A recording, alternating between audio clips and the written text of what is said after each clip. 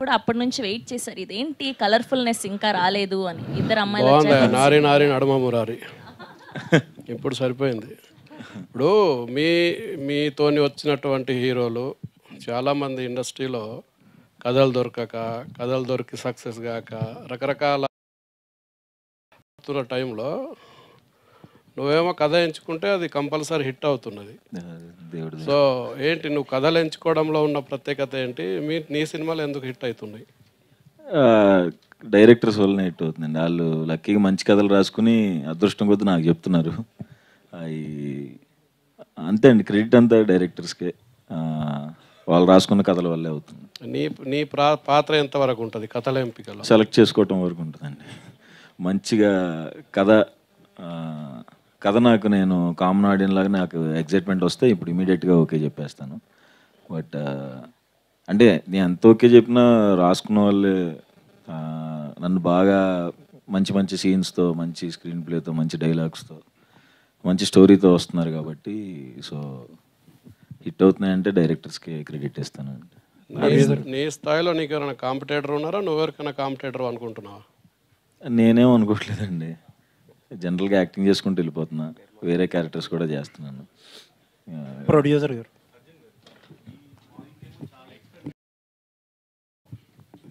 చాలా experimental point. మన ఆడియన్స్కి ఏమో కమర్షియల్ ఎలిమెంట్స్ కావాలి మన ఆడియన్స్కి. పాయింట్ ఏమో ఎక్స్పెరిమెంటల్. సో ఈ రెండింటి బ్లెండ్ ఎట్లా ఉంటుంది?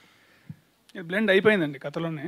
సో కథ రాస్తున్నప్పుడే మనకు అలా కుదిరింది. It's a real commercial film with unique concept. మీరు సినిమా చూసినప్పుడు తెలుస్తుంది. వీ హ్యావ్ ఫన్ ఉంటుంది, చాలా చోట్ల నవ్వుకుంటారు, చాలా చోట్ల భయపడతారు, రొమాన్స్ ఉంటుంది, సింపతి ఉంటుంది, ఎమోషన్ ఉంటుంది. అన్ని ఎమోషన్స్ బ్లెండ్ అయిపోయింది కథలో. చాలా బాగా, చాలా కొత్త పాయింట్ కదా.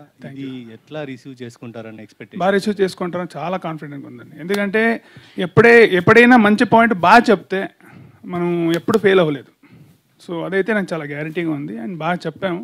మీ టీజర్లోనే చూస్తే, ట్రైలర్లో చూస్తే చాలా మంచి రెస్పాన్స్. మీ యూట్యూబ్లో కామెంట్ చూస్తే తెలిసిపోతుంది. చాలా మంచి రెస్పాన్స్ వస్తుంది. So I think we're almost reach అయిపోయాం ఆడియన్స్కి అని అనిపిస్తుంది. సో మీ థాట్ని ఈ ఆర్టిస్టులు అర్థం చేసుకున్న తీరు, వాళ్ళు కన్వే చేసిన ఇది మీకు ఎట్లా అనిపించింది? చాలా నాకు అసలు అంటే నేను ఏదైతే చూశానో అది వచ్చింది. దానికన్నా బెస్ట్ కాంప్లిమెంట్ ఇవ్వలేను నేను. ప్రొడ్యూసర్ గారు సార్ హలో అండి. ఈ మధ్యన చాలామంది సినిమాలు అనౌన్స్ చేస్తున్నారు, డేట్లు అనౌన్స్ చేస్తున్నారు, పోస్ట్ పోన్ చేస్తున్నారు. ఈ మధ్యకాలంలో ఓ సినిమా అనౌన్స్ చేసి పోస్ట్ పోన్ చేయిందంటే మీ సినిమా ఏమో. సార్ ఏం జరుగుతుంది ఇండస్ట్రీలో? ఒక కొత్త ప్రొడ్యూసర్గా చెప్పండి.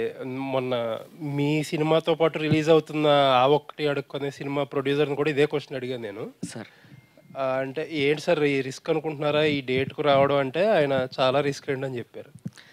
అసలు ఏం జరుగుతుంది, మీ ఉద్దేశం ఏంటి? రిస్క్ అయితే ఉంది సార్ ఖచ్చితంగా. ఎందుకంటే థియేటర్ ఫుట్ఫాల్స్ బాగా డ్యామేజ్ అయింది ఈ సినారియోలో. అది దేనివల్ల, ఐపీఎల్లా లేకపోతే ఎలక్షన్స్ అనేది ఎవరికి తెలియడం లేదు. వాస్తవానికి చాలా పోస్ట్ పోన్ చేసుకున్న రీజన్ అదే. కాకపోతే మా గట్ ఫీలింగ్ ఏంటంటే మాది ఒక లెవెల్ సినిమా సార్. మా దానికి ఎన్ని ఫుట్ఫాల్స్ కావాలి అని అనుకున్నప్పుడు మేము 10 crores 1% చూసినా కూడా మేము అచీవ్ చేయగలుగుతాం 10 కోట్ల గ్రాస్. సో నాకు అనిపించింది ఏంటంటే ఫుట్ఫాల్స్ మన సినిమాకి ఎన్ని కావాలో అన్ని అయితే వస్తాయి అనే కాన్ఫిడెన్స్ ఉంది.